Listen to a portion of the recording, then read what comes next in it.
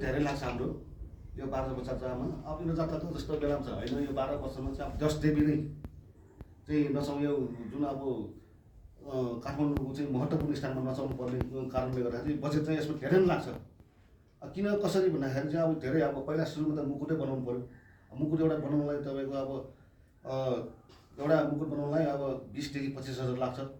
त्यहाँपछि 10 टिपीबाट कति हिसाब गर्नुहोस् तपाईँ आफै। र अर्को कुरा के आउँछ भने तपाईँहरूको यो अब यसमा धेरै नै अब बलिसली पनि त्यो हुन्छ। किन भन्दाखेरि सरकारी नियम यो त सरकारी नियम यसरी नै जान्छ। किन भन्दाखेरि यो 12 वर्ष जात्रामा चाहिँ पञ्चबली दिने चाहिँ परम्परा छ। त्यसकारण गर्दाखेरि यसमा बजेटै थुप्रो जान्छ। यसमा अब हरेक अब कर कथादेखि लिएर भगवान्ले अब पहिरन अब पोसाकहरूदेखि लिएर हरेकै यसमा चाहिँ अब त्यो खर्च विधि चाहिँ धेरै नै हुन्छ। त्यसकारण गर्दाखेरि अब यो सरकारी निकायले चाहिँ हामीले वास्तवन गरेको छ अहिले। किन भन्दाखेरि मैले 2081 साल 8 महिना 20 गते अर्थ मन्त्रालयमा म चाहिँ निवेदन दिएको थिएँ। अहिलेसम्म त्यसको चाहिँ रिजल्ट आएको छैन।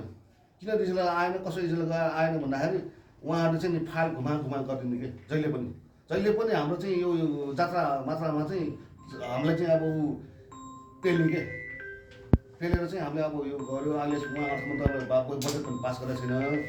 र अब यो भोलि अब पछि जानेछु हामी, त्यसको के रिजल्ट आउँछ फेरि त्यसको चाहिँ म फेरि एन्सर दिन म तत्पर छु।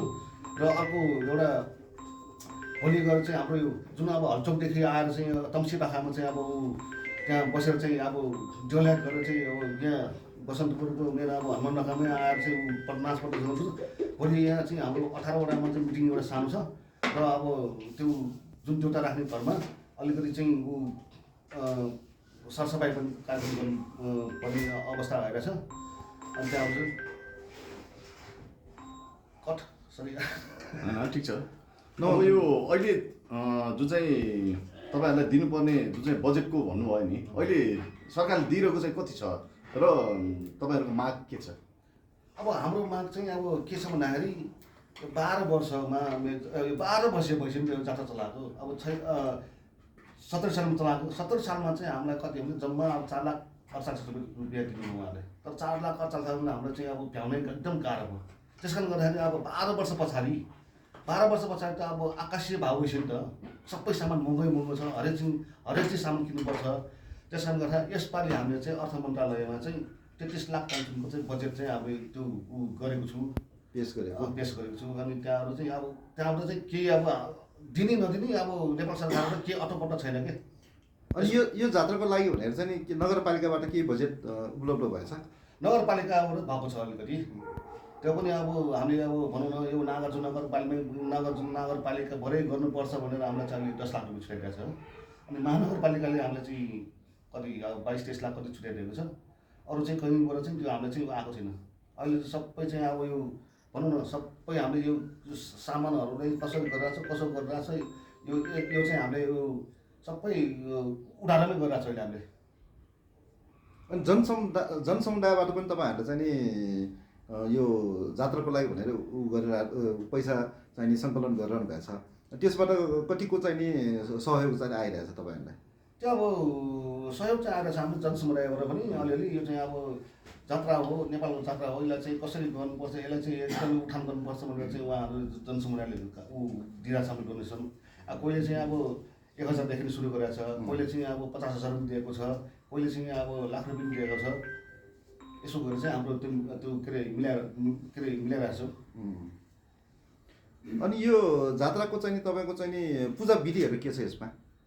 यसमा पूजा विधिहरू चाहिँ गुठीले यसमा चाहिँ धेरै नै गुठीले नै गर्नुपर्छ।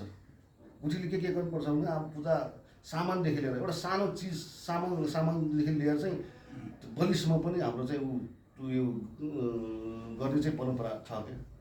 अनि यसमा चाहिँ नि तपाईँको चाहिँ नि यो राज्यको चाहिँ नि भूमिका छ कि छैन यो जात्रामा?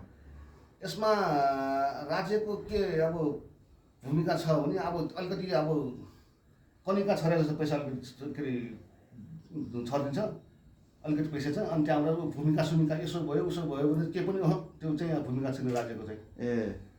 तपाईँले अघि जुन चाहिँ बलि दिने राङ्गोको कुरा गर्नुभयो त्यो विषयमा अलिकति भनिदिनुहोस् न। अब यो जात्राको टाइममा चाहिँ हामीलाई यो इन्द्र जात्राको टाइममा अब भनौँ न अब यो एउटा राङ्गो खरिद गर्नलाई 1,30,000 पुगिसक्यो। अनि हामीलाई चाहिँ अब इन्द्रजातको टाइममा चाहिँ यो नेपाल सरकारले अहिले आएर चाहिँ जम्मा हाम्रो एउटा राङ्गो खरिद गर्नलाई 20,000 रुपियाँ दिन्छ। त्यो पनि तिमीहरूको दरबन्दी रहेछ, त्यस्तो गरेर चाहिँ फेलियर पुरा गर्छ। त्यो होइन नि ए बाबा, एउटा सामान किन्नलाई चाहिँ हाम्रो यत्रो के अरे फरक भइसक्यो, भाउ बढिसक्यो। एउटा अहिले साधारण एउटा चाहिँ अब 1 केजी मासु किन्न 550 परिसक्यो। अन्तखेरि हाम्रो चाहिँ त्यहाँ के अरे दरबन्दी त हाम्रो 200 धार्ने 300 धार्ने छ नि त। जम्मा हामीले चाहिँ अहिले त्यो राङ्गा एउटा खरिद गर्नलाई 20,000 दिन्छ। अरू कोही बेला चाहिँ यता जाँदाको टाइममा दसैँ पूजाको टाइममा राङ्गो 3टा दिन्छ। चोखा राङ्गा चाहिँ आउँछ सरकारबाट आउँछ क्या। अनि आइसकेपछि त्यो अहिले चाहिँ के गर्यो भने अहिले यो नेपाल सरकार आइसकेदेखि चाहिँ हामीलाई चाहिँ पुरा नै ऊ भएको छ क्या। एकदमै कम रेट दिएर कम गरेर ठेकापठा गर्ने, हरेक चिज गर्ने, टेन्डर पठाउने। त्यो टेन्डर पठाएर चाहिँ हामीलाई चाहिँ धेरै नै गिरायो क्या। अब त्यो चोखा राङ्गा दसैँको टाइममा चोखा राङ्गा 3टा आउने ठाउँमा चाहिँ जम्मा हाम्रो दरबन्दी एउटा राङ्गा बराबर 14,000 दिन्छ। अनि त्यहाँबाट चाहिँ 3टा राङ्गाको अब 42,000 आयो। त्यो 42,000 पनि दिँदैन हामीलाई, जम्मा 40,000 चाहिँ हाम्रो हातमा पर्छ। किन भन्दाखेरि त्यो 2,000 पनि ठेटारले खाइदिन्छ। त्यस कारणले हाम्रो यो अब त्यो भइरहेछ। भोलि गएर चाहिँ अब जात्रा मात्रा चलाउनु चाहिँ निकै गाह्रो भइरहेछ। नेपाल सरकार के भन्न चाहन्छु भने यो नेपाल सरकारले चाहिँ जात्रा मात्रालाई चाहिँ एकदम चाहिँ हेरविचार गर्नु पऱ्यो। अब भन्छन् त अब नेपाल सरकार अब यो नेतादेखि लिएर प्रधानमन्त्रीले चाहिँ विभिन्न किसिमको कुरा गर्छ, विभिन्न किसिमको कुरा गरेर चाहिँ हामीले उचाल्छ। के अरे दिने बेला चाहिँ हामीलाई केही पनि हुँदैन। अहिले परम्परा जोगाउनु पर्छ, जात्रा मात्रा गर्नुपर्छ भनेर चाहिँ फुक्न त बाहिर भाषणमा फुक्छ, तर भोलि गएर चाहिँ काम गर्ने बेला अर्कै तरिकाले गरिन्छ।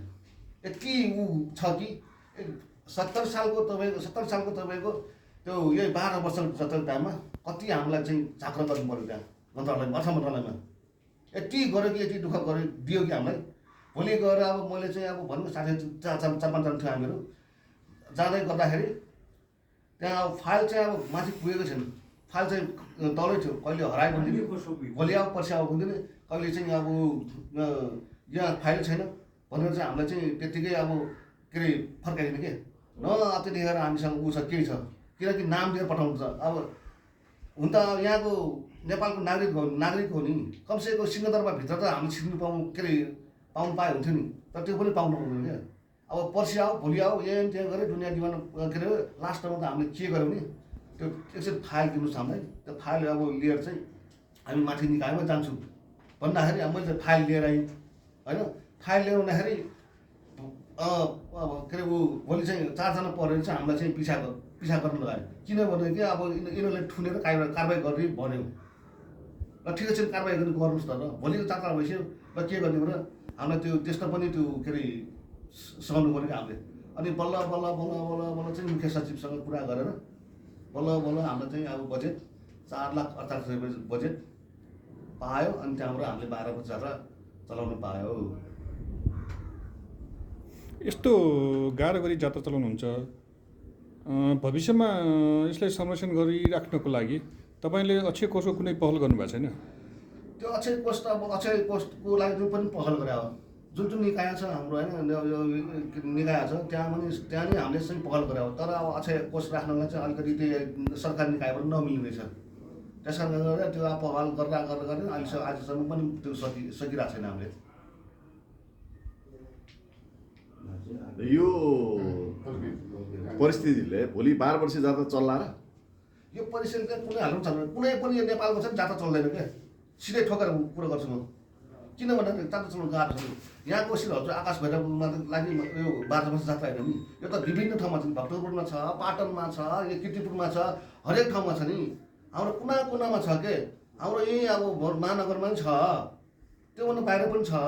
त्यस कारणले गर्दाखेरि यो सरकारले निकायले हेरेन भने यो कुनै हालतमा चाहिँ यो जात्रा मात्रा यहाँ रहँदैन भन्ने चाहिँ म सिधै। तपाईँको विचारमा चाहिँ यो जात्रा पर्वलाई चाहिँ हामीले चाहिँ कन्टिन्यू गर्नलाई चाहिँ हामीले चाहिँ के गर्नु पर्ला त?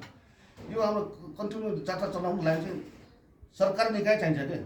सरकारी निकाय बिना चाहिँ हामी चल्दैन। अहिले चाहिँ यति गाह्रो गरिरहेको छ कि हामीलाई यो चलाउनलाई किन भन्दाखेरि भोलि हिजोको दिनमा त अब गुठी दर्ता छैन नि त। अहिले फेरि यो निकायहरूले चाहिँ सरकारी निकायले गुठी दर्ता गरेर ल्याऊ भनेर चाहिँ हामीलाई त्यो उ गर्छ।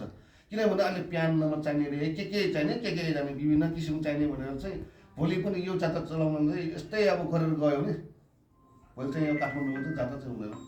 अनि तपाईँको जुन चाहिँ छ नि, तपाईँले अहिले सरकारी निकाय भन्नुभयो, हामीले जहिले पनि सरकारी निकायलाई